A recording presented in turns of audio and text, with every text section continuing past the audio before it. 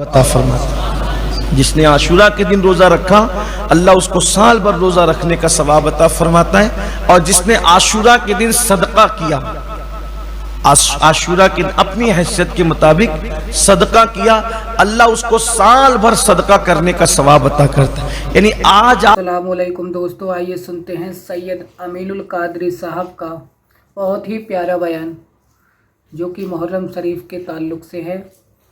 आशूरा के दिन रोज़ा रखने की फजीलत क्या है, सदका देने की फजीलत क्या है, आइए सुनते हैं बगैर किसी देरी के सैयद अमीनुल कादरी साहब का बयान। अता फरमाता। जिसने आशूरा के दिन रोजा रखा अल्लाह उसको साल भर रोजा रखने का सवाब अता फरमाता है। और जिसने आशूरा के दिन सदका किया, आशूरा के अपनी हैसियत के मुताबिक सदका किया, अल्लाह उसको साल भर सदका करने का सवाब अता करता है। यानी आज आप जितनी रकम सदका करेंगे, 10 रुपया सदका करेंगे, रोजाना आपको 10 रुपया सदका करने का सवाब साल भर के लिए मिलेगा। 100 रुपया सदका करें, जितना आप सदका करें अल्लाह आपको उतना सवाब रोजाना साल भर, यानी आपने गोया साल भर सदका किया। इसी तरह आज के दिन अपने घर वालों पे, अपने बच्चों पर रोजी और रिस्क के हवाले से फराखी करो। फराकी करो मतलब उसअत करो, बच्चों को भी कुछ पैसा दो, घर में भी खाने वगैरह फातिहा वगैरह के एहतमाम में कुछ अच्छे खाने बनाए जाएं, उस पे फातिहा दिलाएं मौला हुसैन पाक के नाम की, करबला वालों के नाम की, कुल उम्मत मोहम्मदिया के नाम की। हदीस पाक में आता है कि जो आज के दिन अपने घर में फराखी करेगा, कुशादगी करेगा, साल भर अल्लाह उसकी रोजी को कुशादा रखेगा, उसकी रोजी में साल भर बरकत होगी। और आप जो भी खाना बनाएंगे आज के दिन अल्लाह तबारक व तआला साल भर उस खाने के अंदर बरकत अता फरमाएगा।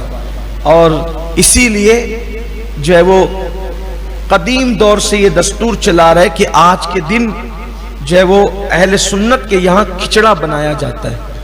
हालांकि ये कोई खिचड़ा वगैरह बयान और तकरीर का उन्वान नहीं है मेरा, ना मैं इसको पसंद करता हूँ, लेकिन आपको बताना चाहता हूँ। तो उसमें हर किस्म की दालें, हर किस्म का अनाज डाला जाता है। ये ईजाद है नूह अलैहिस्सलाम के दौर की। खिचड़ा इसको हम लोग कहते हैं अपनी जबान में, उस दौर में नहीं कहा जाता था, लेकिन ये पका था उस दौर में। और उसकी वजह ये बनी थी कि नूह अलैहिस्सलाम की कश्ती में जब लोग दाखिल हुए, नूह अलैहिस्सलाम की कश्ती में जब लोग दाखिल हुए, उनकी तादाद 82 या 84 कुछ बताई जाती है। और हर किस्म के जानवरों का जोड़ा भी आपने कश्ती में शामिल किया।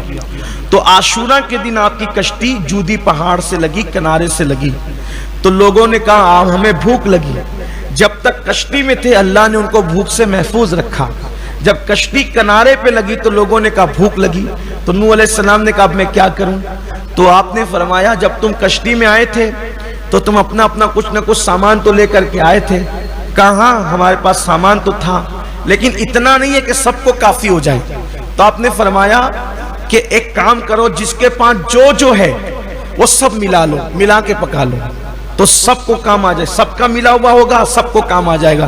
और किसी के पास दाल थी, गेहूं था, चावल था, जिसके पास जो था उसने वो डाला और सब मिलाकर पकाया गया।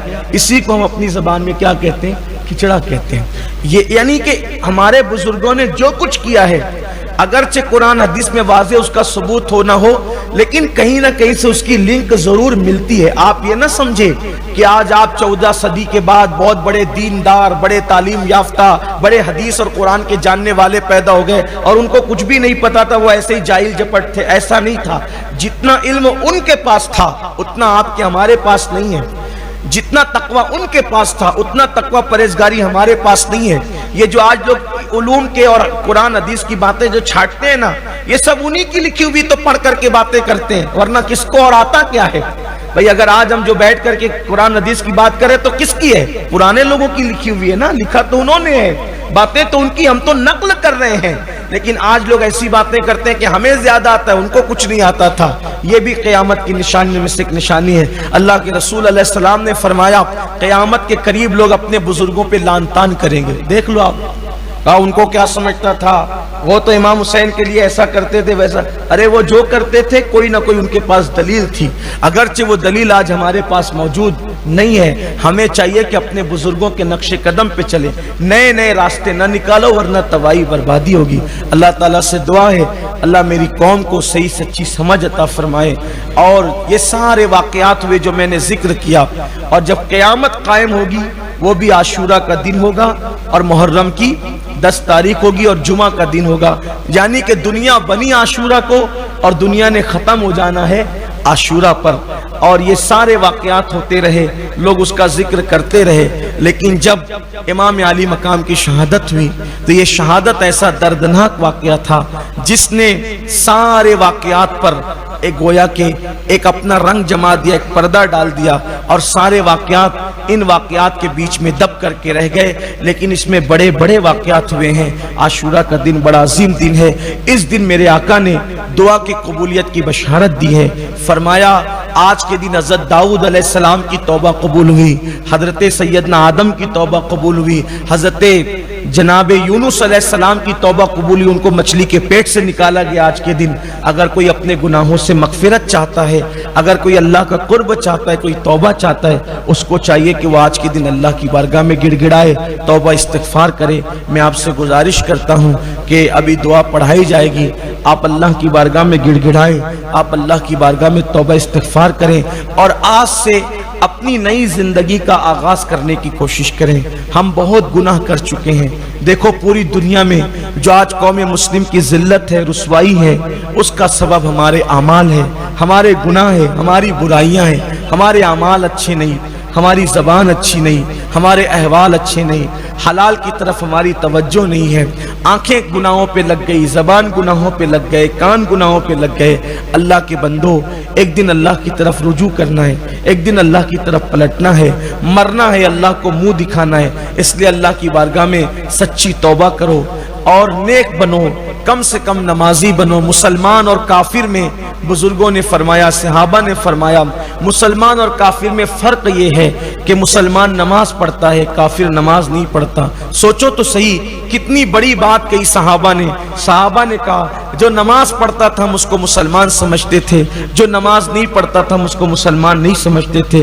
آج ہماری زندگی میں نماز نہیں ہے, کھیل کود میں ہمارے بچے, ہمارے جوان نمازوں کو ترک کر رہے ہیں. وہ کون سا گناہ ہے جو ہمارے گھروں کے اندر نہیں ہو رہا ہے؟ اللہ کے بندو گناہ تباہی لاتے ہیں, گناہ بربادی لاتے ہیں, گناہوں سے اللہ ناراض ہوتا ہے. اس لیے اللہ کی بارگاہ میں توبہ کرو, نیک بنو. لوگوں کے دکھاوے کے لیے نیک نہ بنو, اللہ کو دکھانے کے لیے نیک بنو.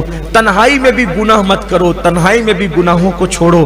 لوگوں کے درمیان اس لیے گناہ مت کرو کہ لوگ دیکھ رہے ہیں, لیکن اکیلے میں جب گناہ کا وقت آئے تو سوچو کہ اللہ دیکھ رہا ہے. اس لیے مومن کی شان یہ ہے کہ مومن اکیلے میں گناہ سے بچتا ہے. اللہ کی بارگاہ میں توبہ کر کے اللہ کو راضی کرنے کی کوشش کرو. میں اللہ پاک سے دعا کرتا ہوں میرا اللہ ہم سب سے راضی ہو جائے, اللہ ہم سب کا حامی و ناصر ہو. آئیے